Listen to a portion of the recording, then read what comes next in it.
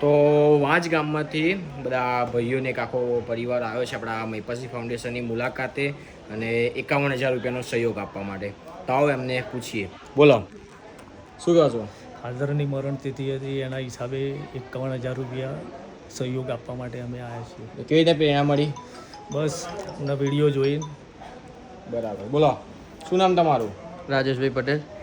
અમે અવારનવાર વિડીયો જોતા હોય છે અને હું તો પહેલી વખત આવ્યો છું. ભરતભાઈ એમના પિતાશ્રીના તિથિ નિમિત્તે આ 51,000નું ડોનેશન આપવા માટે આવ્યા. બોલો ભાઈ. મારું નામ સુનિલભાઈ પારેખ છે. મહિપતસિંહના ઘણા ખરા વિડીયો જોયા અમે. અમને સારું યોગ્ય લાગ્યું એટલે અમારા ભાઈબંધ તો 51,000 રૂપિયાનું દાન કરવા આવેલ છે. બોલો, અશોકભાઈ ઝાલા. બોલો. અરવિંદભાઈ ઠાકોર. શું કહો છો? દાદાની તિથિ હોવાથી કાકા અમારા 51,000નું સહયોગ આપે છે મહિપતસિંહ ફાઉન્ડેશનમાં. બરાબર. બસ. બોલો ભાઈ. મહેશભાઈ ઠાકોર. દાદાની મરણ તિથિ હોવાથી કાકા કેવું લાગે બાપુનું કામ ને બહુ બધું? સરસ, બહુ જોરદાર વિડીયો જોવો છો? હા, જોઈએ છે દરરોજ. બરાબર. બોલો તમે. અનિલ પ્રજાપતિ. બહુ સારું કામ લાગ્યું અમને એટલે પધાર્યા. બસ આ બાપુનો વિડીયો જોઈએ એટલે પ્રેરણા મળી.